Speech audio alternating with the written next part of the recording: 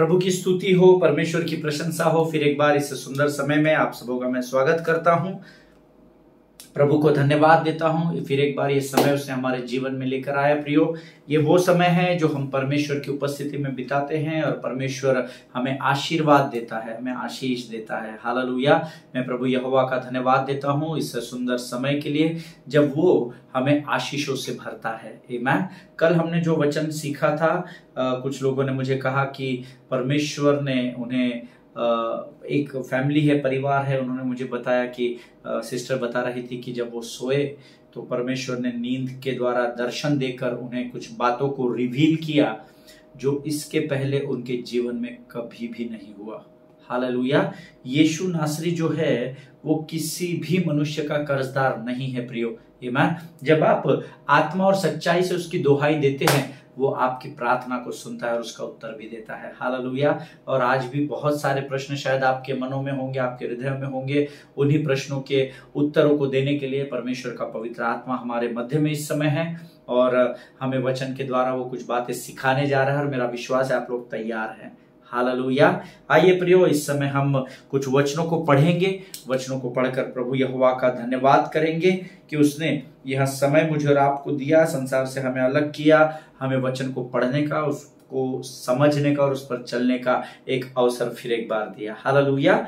आज हमने पढ़ने के लिए जो वचन चुने हैं वो पाए जाते हैं the book of proverbs chapter 28 and versus 19 to 23।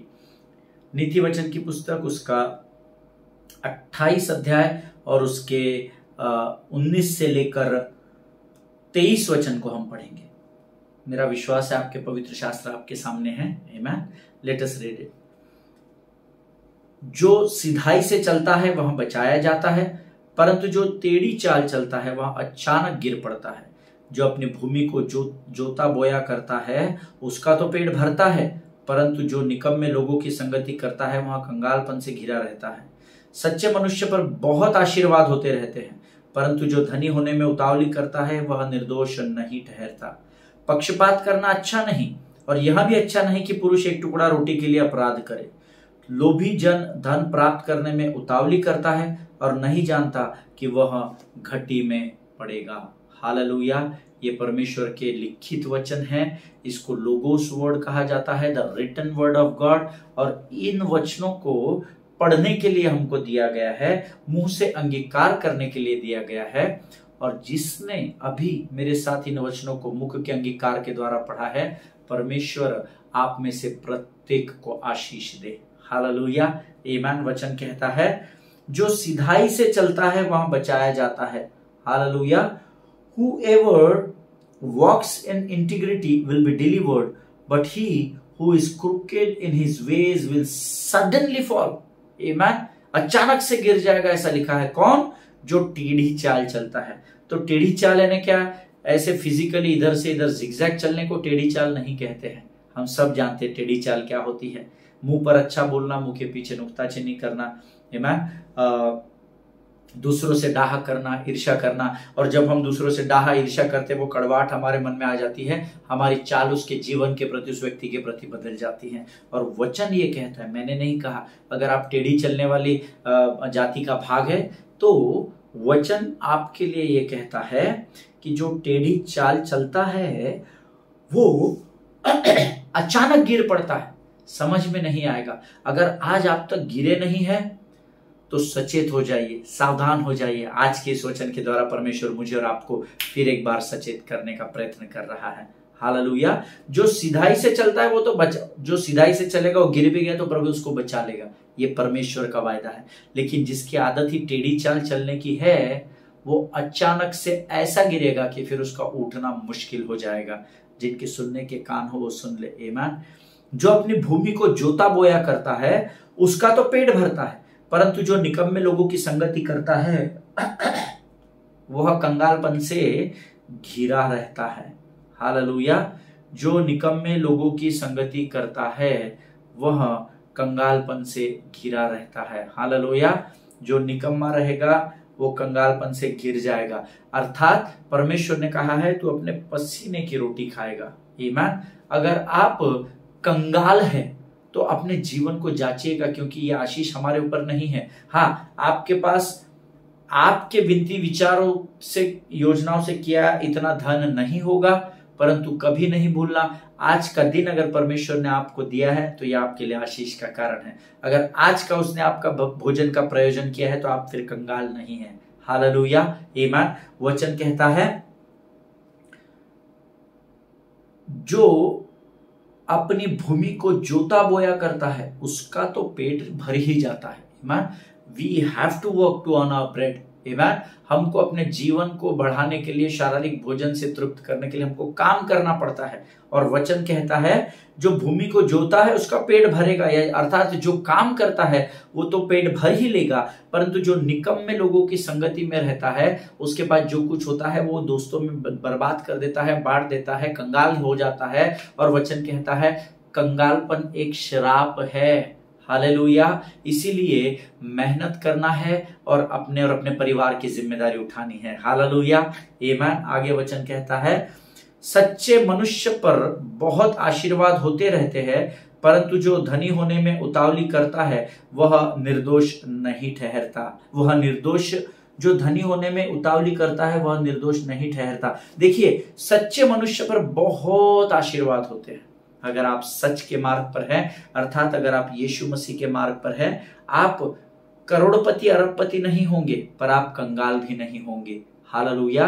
वचन में एक स्थान पर लिखा है तू मुझे बहुत अधिक भी मत दे और मुझे कंगाल भी मत दे, बना प्रभु मैं रोज की रोटी तू मुझे प्रदान कर। हालेलुया। और वचन कहता है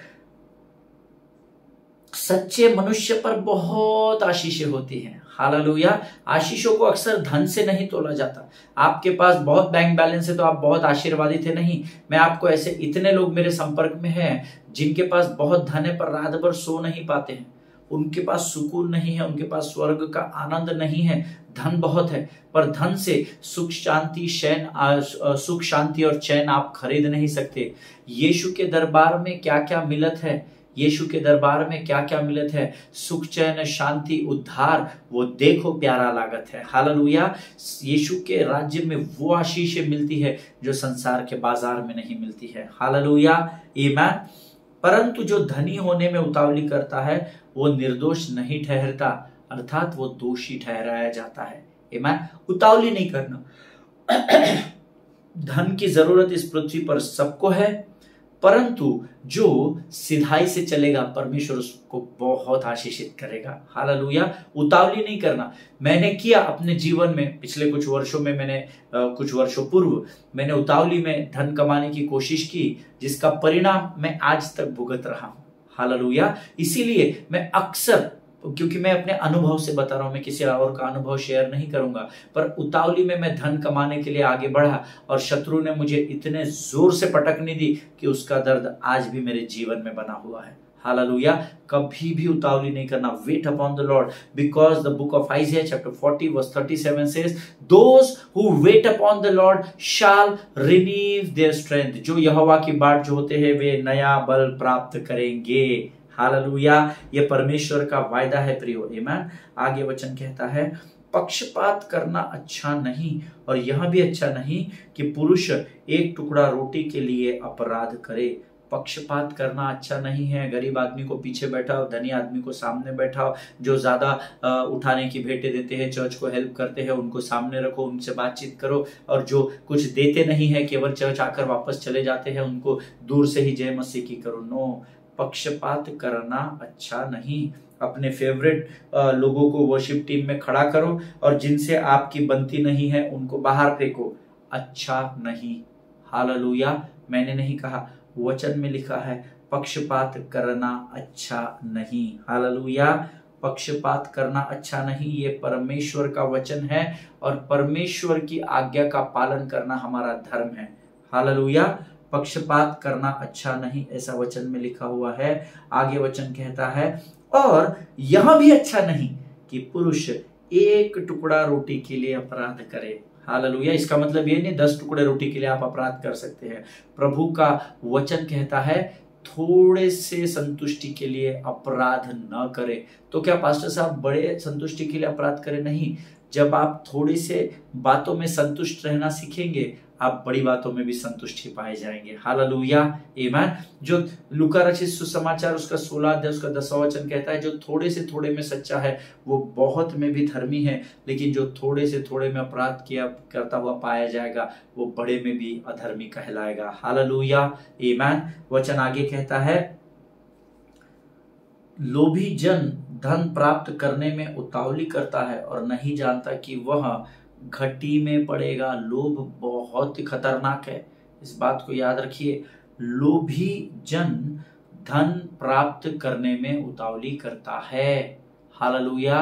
अगर आप धन प्राप्त करने में आज उतावली कर रहे हैं तो आप लोभ की ओर बढ़ रहे हैं, और वचन में वायदा है जो लोभी रहेगा उसको पता भी नहीं पड़ेगा कि कब घटी में चला जाएगा।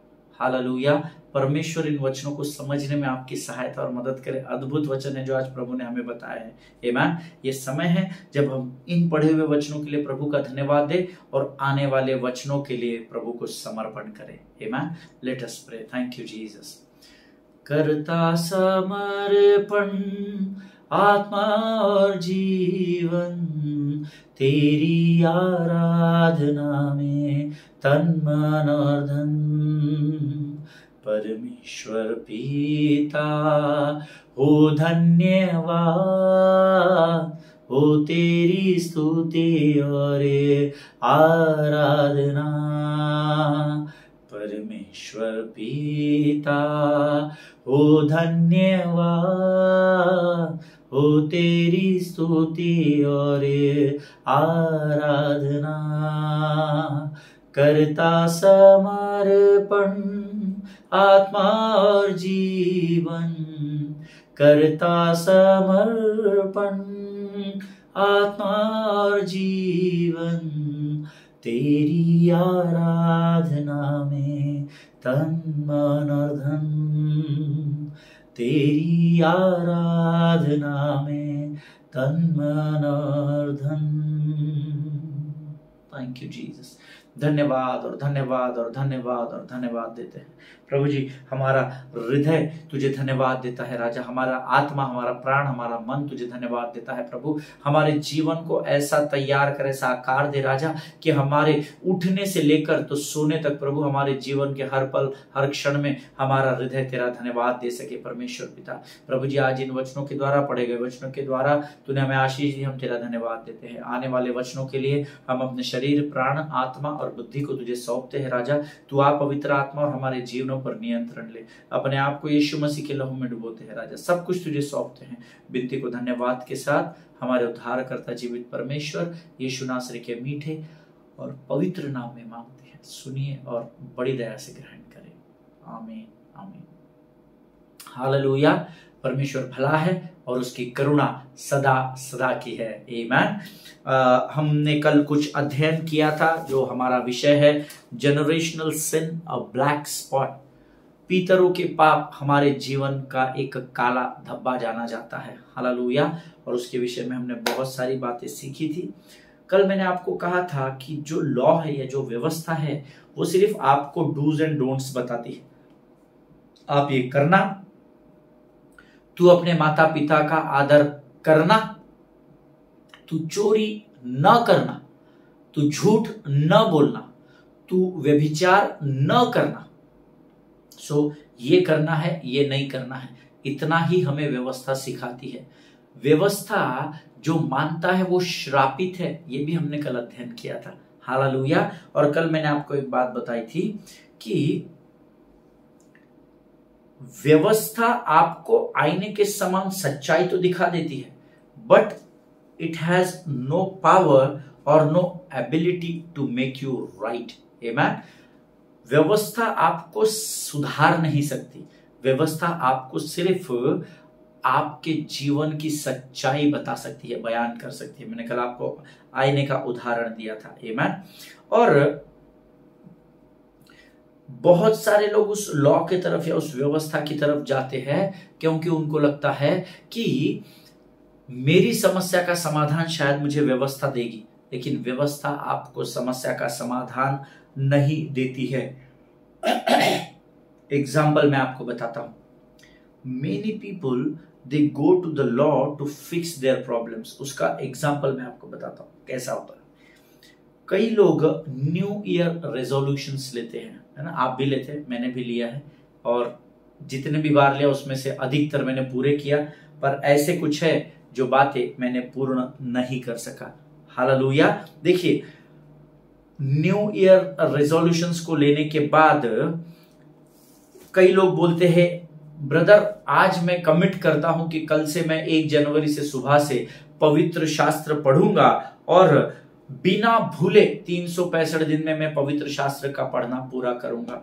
किसी को आपने सुना होगा, क्या आपका रेजोल्यूशंस क्या लिए है आपने ब्रदर, आपके परिवार ने? परिवार का मुझे पता नहीं ब्रदर, पर मुझे ना, मैं बहुत फूडी हूं, मुझे खाने की बहुत आदत है और मेरा वेट बहुत बढ़ गया है, तो मैंने कमिट किया है प्रभु को, कल सुबह से मैं वर्कआउट करूंगा, मैं जिम ज्वाइन करूंगा, मैं हेल्थ क्लब जाऊंगा, मैं वॉकिंग करूंगा और अगले 6 महीने में मैं अपना 10 किलो वजन घटाऊंगा, 20 किलो वजन घटाऊंगा। ये मैं जस्ट एक आपको कॉमन एग्जाम्पल्स दे रहा हूं।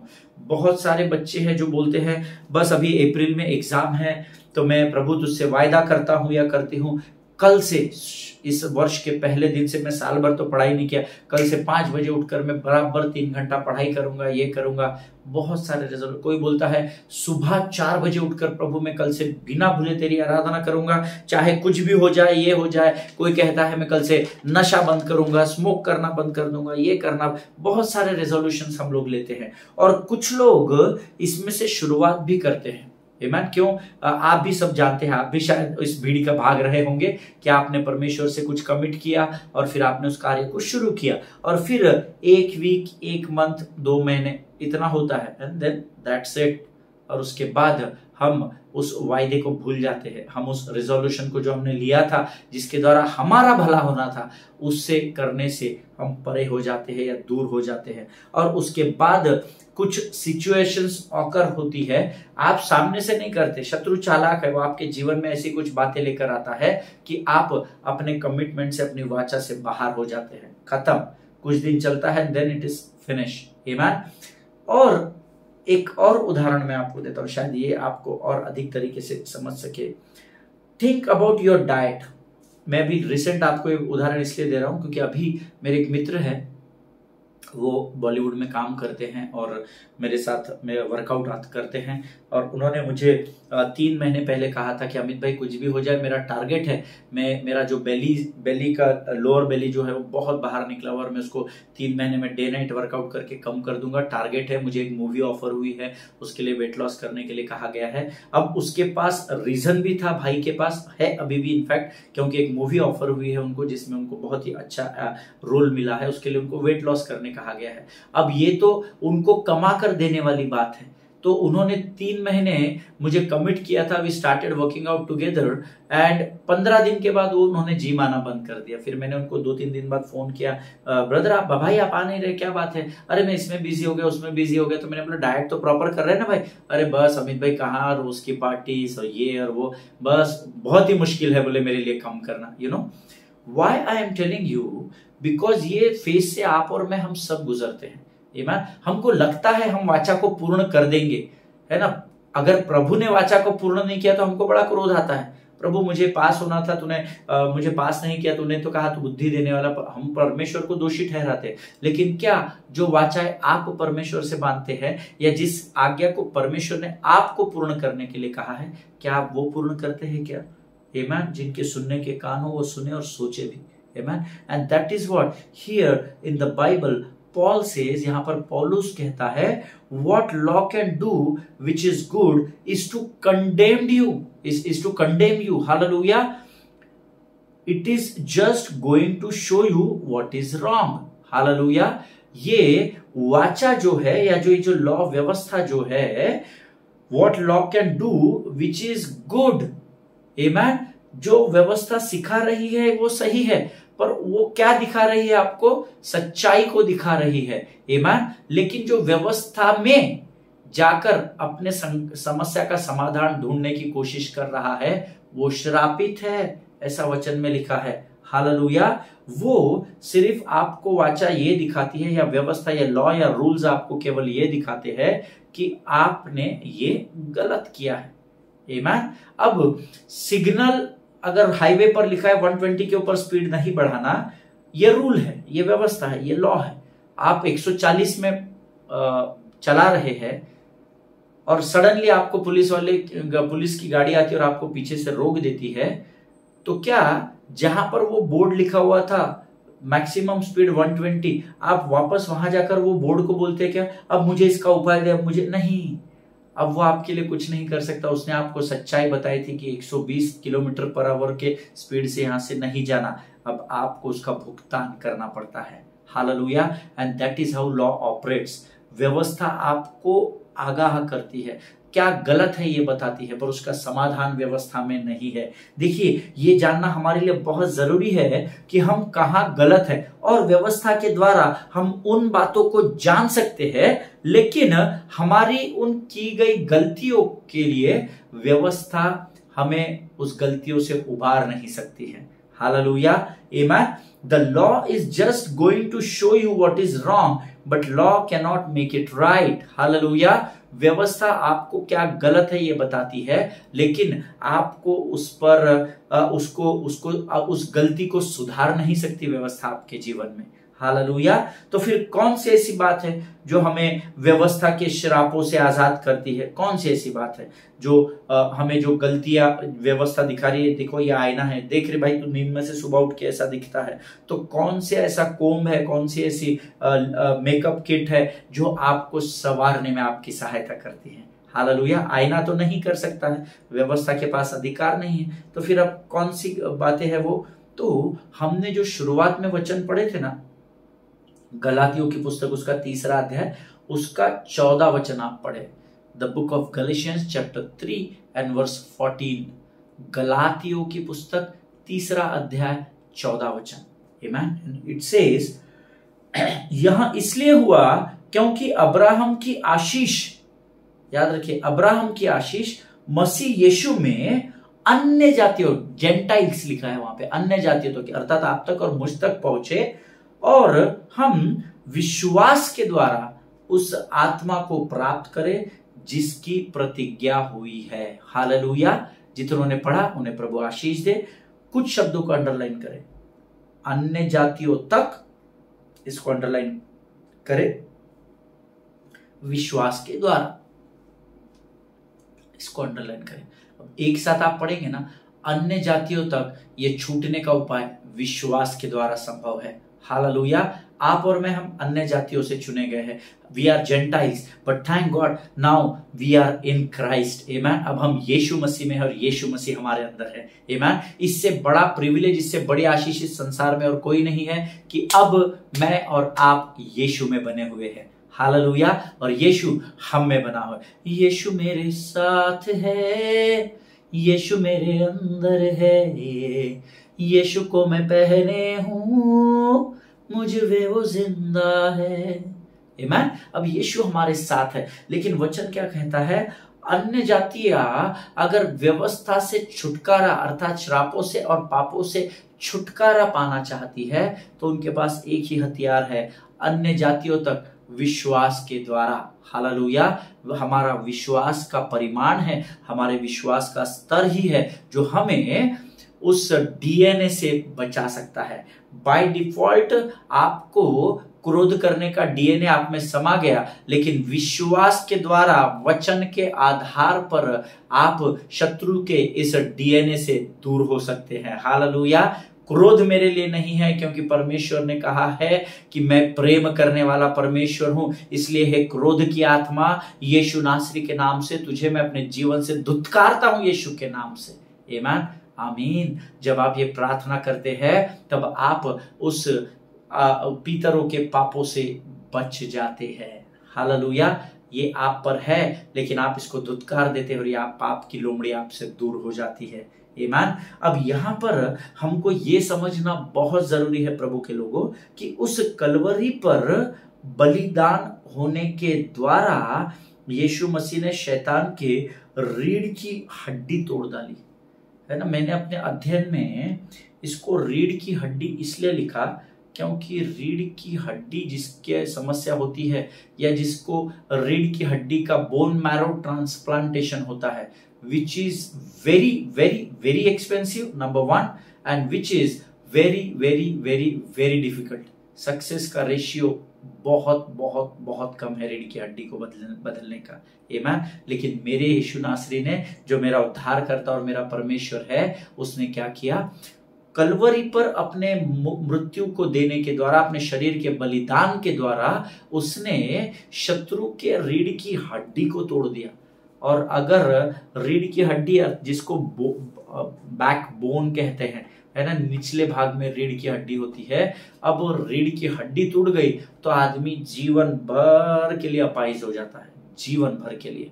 आमीन। सो अब शत्रु को यीशु मसीह ने अपाहिज कर दिया। शत्रु को यीशु मसीह ने अब क्या किया? शत्रु को यीशु मसीह ने हमेशा के लिए बेडरिडन कर दिया, हमेशा के लिए उसकी रीढ़ की हड्डी को उसने तोड़ डाला। हालेलुया। आमीन। अब कुलुस्सियों की पत्री, उसका दूसरा अध्याय, उसके 14 और 15 वचन में ये बात लिखी है।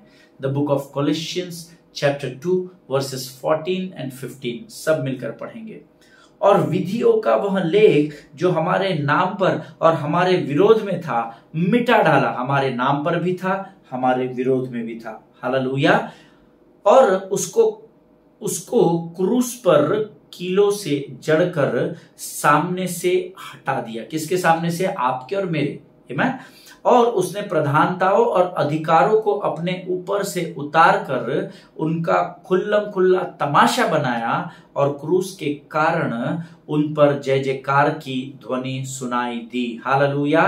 क्रूस के कारण शत्रु पर जय जयकार की ध्वनि सुनाई दी, ऐसा वचन में लिखा है। हालेलुया। और इसीलिए हमें गीत गाते हैं, क्रूस एक मिसाल है जीवन के दान का, क्रूस एक मिसाल है जीवन के दान का, यीशु मसीह के प्यार का, उसके बलिदान का, क्रूस एक मिसाल है जीवन के दान का। आमीन। क्रूस पर तो यीशु मसीह ने मृत्यु को पाया, लेकिन वो एक मिसाल थी ताकि उस मृत्यु में से वो मुझे और आपको जीवन दान दे सके। हालेलुया। और इसी क्रूस पर परमेश्वर ने शत्रु का खुल्लम खुल्ला तमाशा किया और उसकी रीढ़ की हड्डी को हमेशा के लिए तोड़ डाला। हालेलुया। आमीन। See the devil cannot make you do anything forcefully। अब शत्रु, क्योंकि रीढ़ की हड्डी टूटी हुई है, अरे वो खुद लूला लंगड़ा अंधा बहरा काना है, वो आपको क्या जोर जबरदस्ती करेगा कुछ करने के लिए? आपको फोर्सफुली वो आपसे अब कुछ करवा नहीं सकता है। परमेश्वर ने उस कलवरी पर जाकर शैतान के अधिकार को छीन लिया है, लेकिन ध्यान में रखिए, उसकी पावर अभी भी उसके पास है। उसकी जो सामर्थ है, जो परमेश्वर ने उसको सामर्थ और अधिकार जो दिए थे, जो उसको अनॉइंट किया था, God has anointed him, God has ordained him, और जो सामर्थ परमेश्वर ने उसको दी है, वो सामर्थ आज भी उसके पास है। अधिकार छीन लिए गए हैं। आमीन। शायद आप कंफ्यूज हो रहे होंगे, कैसा पॉसिबल है? अधिकार छीन लिए और सामर्थ रखी है, तो सामर्थ का फायदा क्या?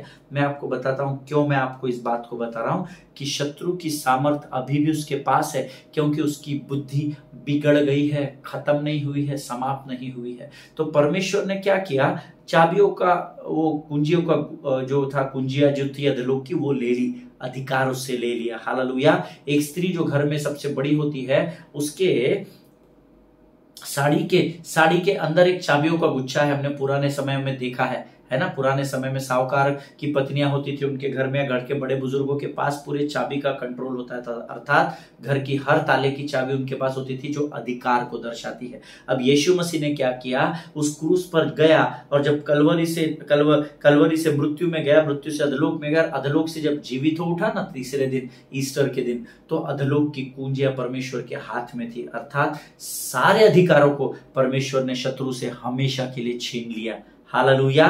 लेकिन उसकी सामर्थ, उसकी पावर अभी भी उसके पास है। आमीन, इस बात को याद रखिएगा। The authority is the legitimate use of power, always remember this.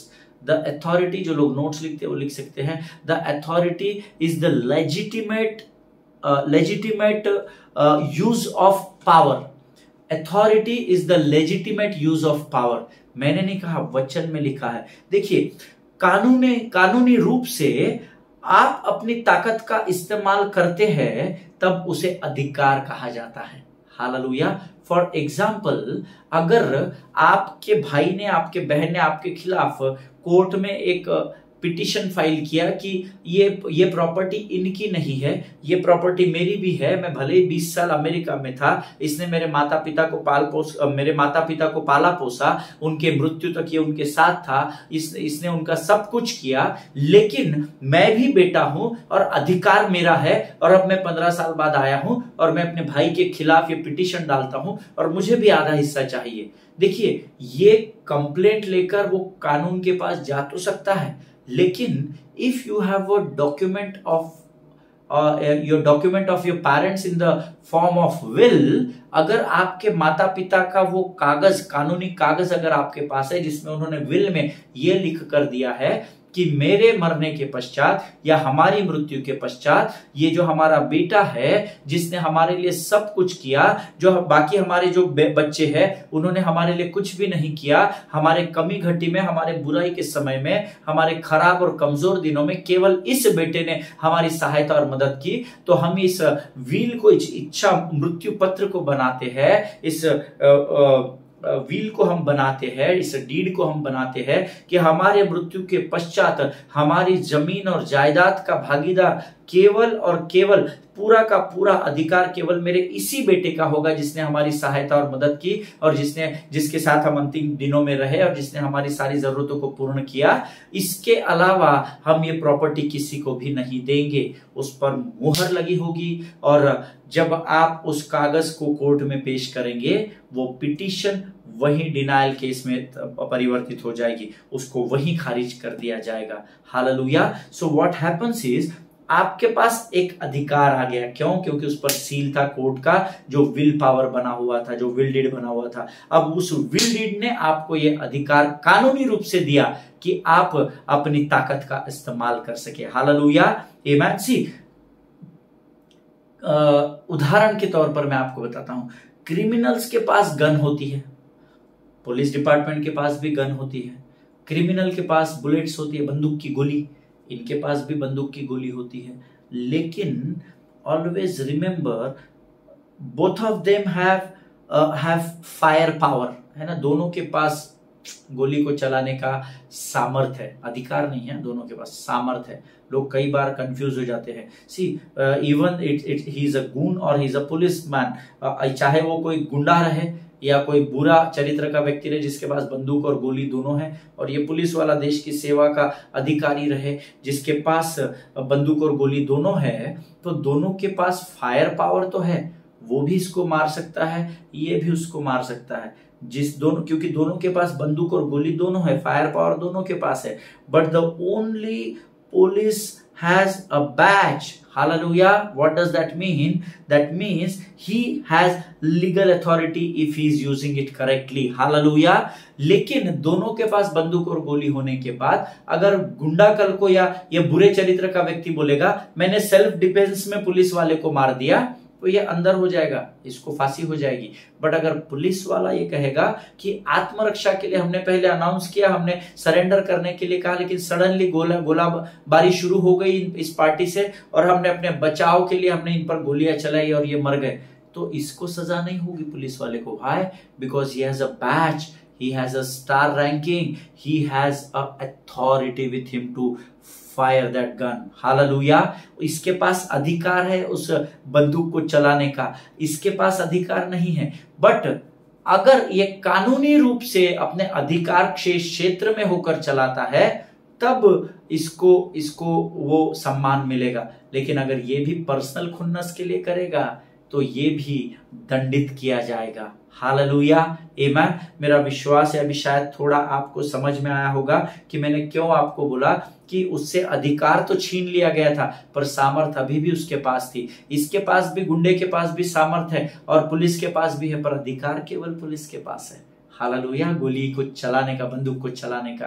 आमीन। जिनके सुनने के कान हो सुन ले। उसी प्रकार से जब यीशु मसीह बलिदान हुआ, उस समय बंदूक और गोली तो शैतान के पास भी थी, अर्थात सामर्थ भी थी, है ना, अधिकार भी था। जब यीशु मसीह क्रूस पर बलिदान हुआ तब तक सब कुछ शैतान के पास था, बलिदान होने तक भी था। अधोलोक में जब यीशु मसीह गया तब पिक्चर शुरू हुई। हालेलुया, तब असली कार्य शुरू हुआ जो शैतान भी नहीं जानता था। हालेलुया।